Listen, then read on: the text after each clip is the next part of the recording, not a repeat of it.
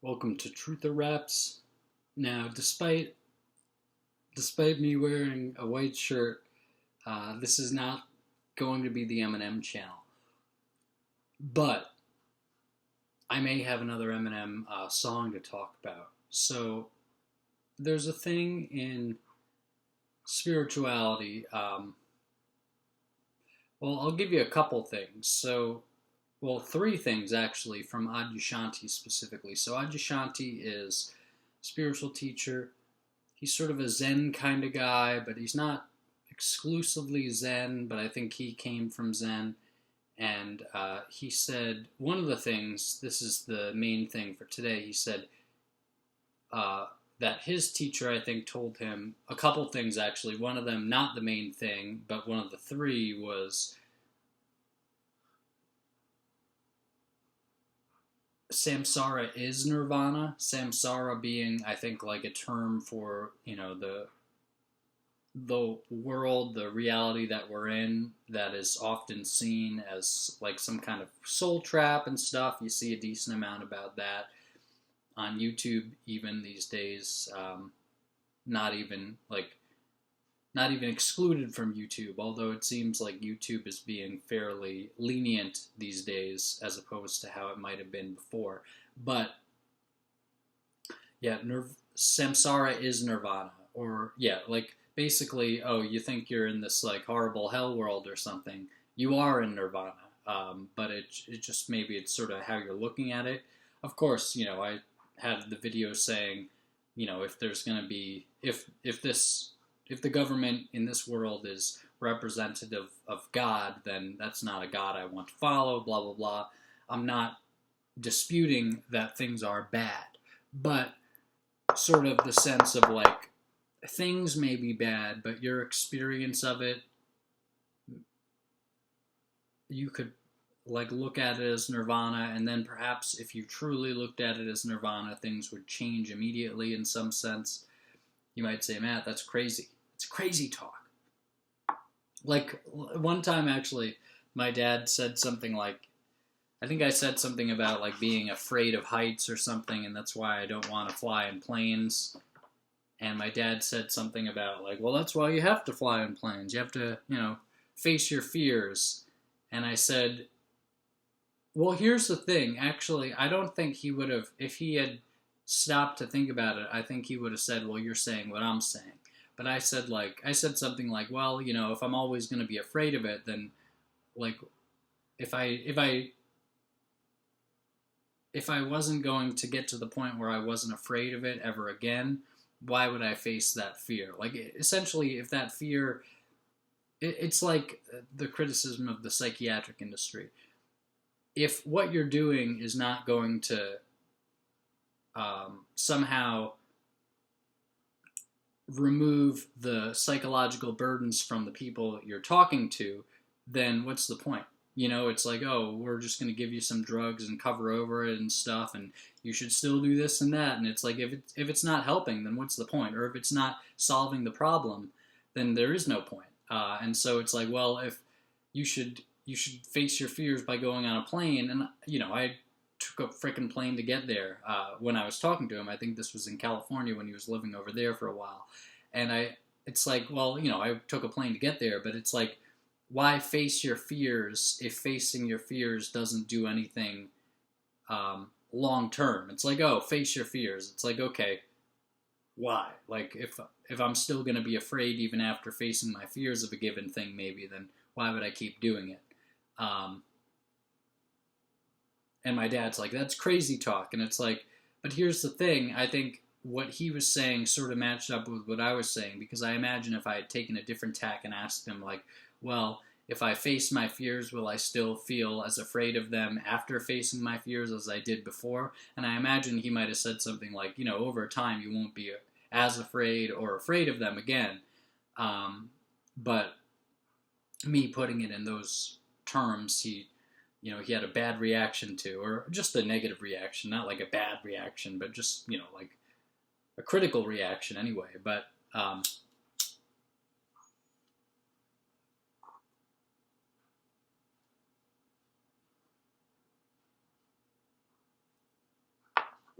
Anyway, the first one, Nirvana, Samsara is Nirvana. The second one, this is also not the one I'm doing, but this was attributed to him by a guest who talked about him on the Hale Dwoskin podcast, Letting Go in the Greatest Secret, which actually Hale seemed to have ended somewhat recently. It was a great podcast while it went, but it was sort of like, here's this guy who teaches the Sedona method, interviewing other spiritual teachers about things, and often it's sort of from a non-duality perspective or lens or whatever, but it is, it's a great podcast, and somebody said that Adyashanti told them that his main message was resist nothing. Like, if you could sum his, I think maybe it was like, if you could sum your teaching up in a sentence, what would it be? I don't think it would be like, if you could sum your teaching up in 2 words, because that might be kind of limiting for someone who had a teaching that would be more properly summed up in 3 words, maybe, or something like that. But his summation of his teaching, I think, according to this guy, something like this, was resist nothing.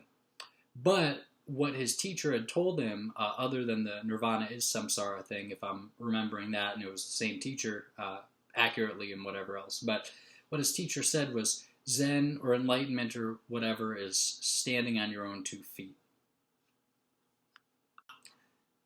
And of course, that's sort of like that's a symbolic phrase in some sense. It's sort of it's a real phrase, like it's literal in the sense of like stand on your own 2 feet, but it's not literal insofar as it would extend to like when you sit down, especially for Zen, of course, when you sit down, you are not enlightened, because enlightenment is only standing on your own 2 feet. Once you sit down, you're not enlightened anymore. I don't think that's what it meant, but sort of the idea of like, symbolically, the idea of like actually standing there, like when you're standing up, you're standing on your own 2 feet, like you're there present in the situation. But then B, I think the real sense of it was probably something along the lines of like, kind of be who you are, be authentic, like, or don't rely on what other people say about things just at all. Like, literally, I think that might be sort of the core of the sentiment there. Don't rely on what other people say about anything at all. It's sort of a radical personal, sort of a radical ownership thing. Of course, ownership is kind of, has other, ownership in this sense, the radical ownership one, it's actually, I think, more of a symbolic thing anyway. Like, it's not like you're owning everything around you. It's you're taking a sense of ownership over it. You're taking responsibility over it. So really, it's like a radical responsibility kind of thing. And it really is. It's sort of like, I'd maybe distill that into 2 words, radical responsibility. Although not the responsibility in terms of like, now you feel responsible for what someone 2 states away did last night that nobody ever knew about and you didn't either. It's like, I know somebody probably did something the other day. It's like, that's not so much that, although I imagine people in the spiritual community might say, well, it does extend as far as that, in the sense that Mark Passio says, like, how do you know you're suffering?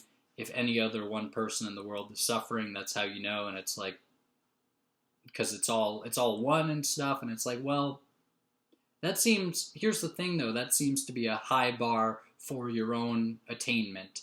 Like, that sounds kind of like selfish for me to say, but it's like, look at all the people around you and then look at yourself, and it's like, if to take sort of a Jordan Peterson type of view of it, it's like, if you could pull yourself up, it basically, like, how could you even expect yourself to pull yourself up and achieve enlightenment, much less the people around you? It's like, it's hard enough to deal with yourself. You're going to corral every single last person in this fucking world to, and Jordan Peterson does swear occasionally, but you're going to corral everybody in the universe to get their act together at once? Yeah, good luck, buddy. It's like, and you're saying that you're going to be suffering until every single one of them gets their act together? It's like, yeah, it is kind of BS. And especially given that I think in his natural law presentation and probably elsewhere, Mark Passio, this is the last name of this guy is, I think, what I was mixing with Ware there, or elsewhere rather. But Mark Passio says a quote from Soren Kierkegaard was something along the lines of like, there are two ways to be wrong: believing something that's not true, or not accepting something that is. Or maybe he even says not believing. Of course, it'd be a translation into English for Soren Kierkegaard, I think, anyway. So, he might have written very, very precisely, and the translation might not be as precise. But then Mark Passio, in that presentation, he's like, I would actually say that there are only two ways to suffer: to believe something that is not true, or not to accept or believe. Accept seems like the better word choice there to me, to have it be more accurate, but not to accept what is, let's say accept, maybe it's not, but not to accept what isn't true, or not to accept what is true, rather, that being the other way, like to believe something that's not true, or to accept something, you could say, put it in the accept category, to accept something as true that isn't, or not to accept something that is true. Although that in itself is sort of more of an active thing, because it's not that you know everything in the universe that there is to know. Like, you know everything, and you're going to suffer until you accept every truth and know every truth. It's more like not having a truth be there standing in front of you and kind of pushing it away, like not resisting. Well, there you go. Resist Nothing by Adyashanti, as filtered through the other guy in the Letting Go and the Greatest Secret interview. But yeah, I like the idea of standing on your own 2 feet, and I think that it's so simple, and yet I think really it may capture everything. I'd say letting go of everything might capture everything too. Just let go. That's sort of similar to Resist Nothing, like don't push anything away, just like let go, let it all pass through you kind of thing. Don't hold on as it's doing this or as whatever is happening. But I like the sense of standing on your own 2 feet, because it is very empowering. And if there's one thing that today's society in many ways isn't, that would be empowering. And so there's a great Eminem song about empowerment, or at least one of his more interesting sets of lyrics about empowerment, on an album that actually many would criticize, including at least me, or I would understand their criticisms. That would be the album Revival, and the song is called, you may know it already if you're an Eminem fan, the song is called Believe, or if you read the title of this, I suppose. But if I have it in the title.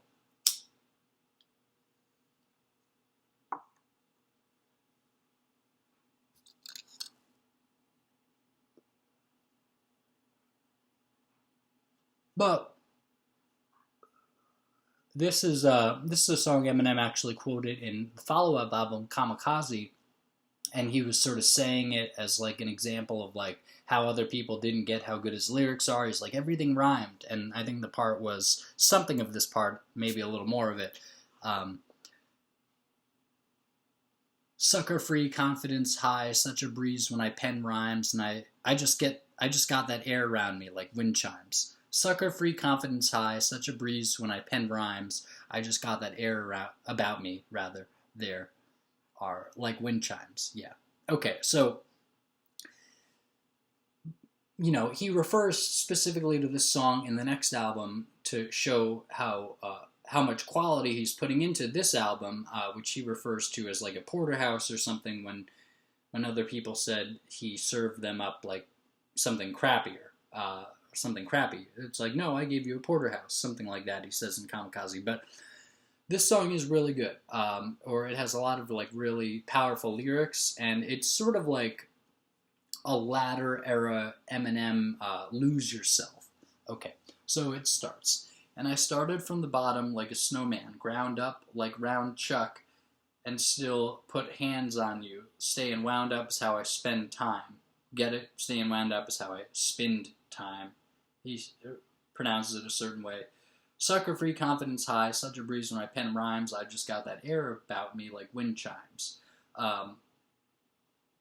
And so basically, like, he starts with, and I started from the bottom. I started from the bottom, like, it's probably a reference to the Drake song.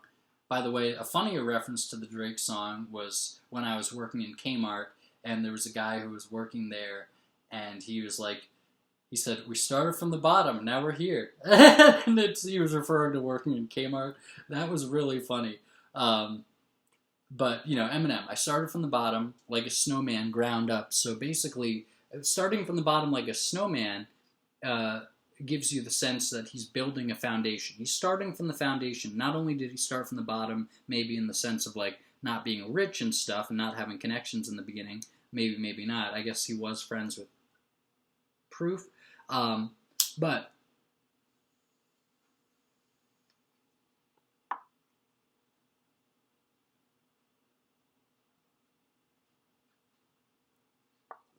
he started by building a foundation. You don't build the head of the snowman first, and the head is sort of the part with most detail on it. Generally, you build the part where you put the least decoration on it first. That would be the body. It's just like this sort of round body of a snowman. If you just have that, like I guess it'd be kind of cool if you round it out, but it wouldn't be like wouldn't seem like much. And then you put on the body part, and then you put on the head part, and then you decorate it, and finally it's a snowman. That's really cool.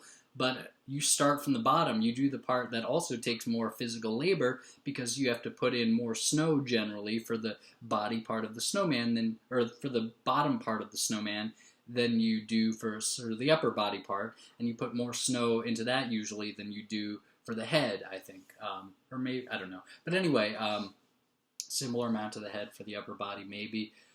But it's like it takes a lot more work to start from the beginning, to start the foundation, but you build a more solid snowman.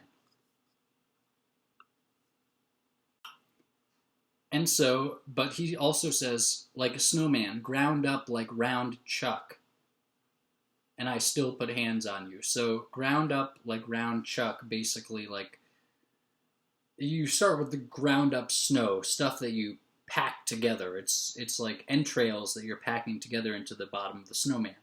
And that's like round chuck, like chuck beef. Like it's beef, it's just pieces of a dead animal's body put into like a food item for people to eat. I'm vegetarian, so I don't eat that, but nevertheless, I still put hands on you. And I still put hands on you. That kind of makes it seem as if you're the snowman that he's putting hands on to build up. So it's like his career is you. He started from the bottom by packing you all together into the bottom of that snowman, similar to the song Venom, which he would release in Kamikaze, the next album. But anyway, which he would put on Kamikaze, the next album. I guess it was released for the Venom movie, maybe first, I don't know. But okay. He goes on to describe his life now. So, sucker-free, confident. So he talks about building the foundation, and then he talks about how confident he is with writing rhymes. Such a breeze when I pen rhymes. A breeze, as in it's a breeze to do that. It's easy. Such a breeze when I pen rhymes. I just got that air about me, like wind chimes, and he's sort of making himself into some kind of like special figure. Like, hey, it's easy to write rhymes like these. It's easy to. It's such a breeze when I pen rhymes. I just have that air about me, or like that aura about me, like wind chimes, and that's a cool little. That's a cool little simile too, because it kind of has an image. Like wind chimes are kind of ethereal in themselves. It's like wind blows through them, and it makes the chiming sound, and so it's sort of like a fun image to describe Eminem, kind of like a spiritual kind of image for him as a writer. Okay. But now he goes into what his lifestyle's like after doing stuff like that. Used to have to scrape to get by. Now my community's gated and I made it and my neighbors say hi. I'm giving him pounds. I'm upscale now. Guess that means I'm way in the sky. Upscale now. A weight, like a scale is something you weigh something with, so you weigh something in the sky. If it's a scale that's up, because it's a scale that's in, physically, directionally up from you, or from the ground anyway. But, so basically he's saying, I put in a lot of work to get here, and I used to have to scrape to get by, but now my community's gated. He's living in a rich community, and I made it, and my neighbors say hi. And that is something, too. Like, my neighbors say hi, and he says it in sort of like a mocking way, but it's like, if you're in the hood or something, if you're in a shitty place, maybe your neighbors aren't saying hi. Maybe they are, but maybe it's not that friendly of a place. Maybe people aren't maybe people are more reserved from each other, so they're not going around saying hi to people who walk by, because who knows who's walking by. But here Eminem is, he's put in all this work, now he lives in a rich neighborhood, and now his neighbors say hi. It's actually like a pretty big status symbol. It's a pretty big marker of how far he's come, that simply his neighbors say hi.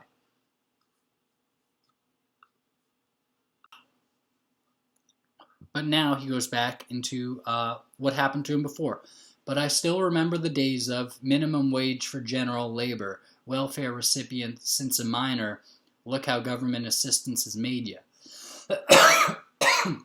That might be sort of a pro-welfare line there. You know, government assistance was something that he's saying he used, and he did become very successful, so sort of like a Joe Rogan thing to say, like, hey, you know, my family was on welfare when I was a kid, and, you know, it really helped us out. It's like, okay, you know, I get it. It's still stolen money from other people in the country. They shouldn't have stolen the money in the first place, some people might say, but I understand the thing that you're saying about it. Basically saying that, no, it's not all just people who are going to stay poor. It's not all just people who aren't going to use the money and who are just going to waste it and be a blight on society. It might be people like Joe Rogan or Eminem. You might still say they're a blight on society in one way or another, either from a left-wing point of view or from a right-wing point of view, maybe. But in any case, it's like, hey, you know, government assistant made you. It made me. Assistance, rather, there. Okay. But here's where he starts getting into the really, like, motivational stuff. And so he's sketching out, like, hey, I built my situation from the foundation. Now, you know, I used to have to scrape to get by. Now I'm in this nice place with nice people around me. But I still remember the days of minimum wage for general labor. You know, welfare recipients since a minor, look how government assistance has made you. It's like, you know, I still remember starting off in these worse circumstances, at least financially, and seemingly also socially, given that now his neighbors say hi, and he's seeming to say that as if his neighbors didn't say hi in the past. So it's like his circumstances socially and financially and even locationally, with a gated neighborhood, so it's kind of protected, and then within the neighborhood, people are nice to each other and they feel safe and stuff. It's like everything got better.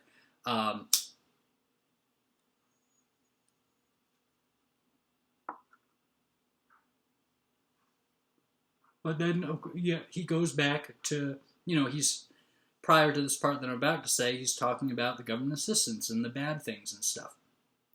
And now he says, adversity. If at first you don't succeed, put your temper to more use, because being broke's a poor excuse. Beautiful.